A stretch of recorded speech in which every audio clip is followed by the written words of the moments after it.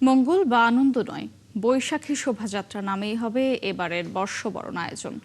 এখন থেকে প্রতি বছর এই নামেই পহেলা বৈশাখের শোভাযাত্রা হবে বলে জানিয়েছেন সংস্কৃতি মন্ত্রী নিতাই রায়চৌধুরী। দুপুরে সচিবালয়ে এক সভা শেষে তিনি আরো বলেন, সরকার কোনো বিভাজন চায় না, বৈচিত্র্যের মাধ্যমে ঐক্যবদ্ধ থাকতে চায়।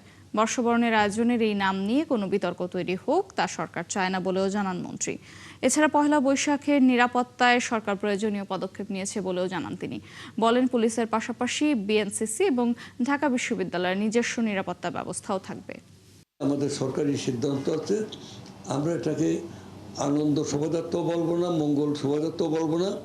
শোভাযাত্রা হবে যথাযোগ্য মর্যাদার সাথে, সমস্ত সংস্কৃতির এখানে প্রদর্শন থাকবে। যার যার মতো যাদের অঞ্চলে ঢোল বাদ্য পোশাক আশাক নিয়ে আমাদের একটা আনন্দঘন শোভাযাত্রা হবে। এই শোভাযাত্রার নাম হবে বৈশাখী শোভাযাত্রা। যেমন বৈশাখী মেলা, বৈশাখী শোভাযাত্রা, মানে বৈশাখী আনন্দ, যা কিছু সবে আমরা বৈশাখকে হাইলাইট করতে চাই।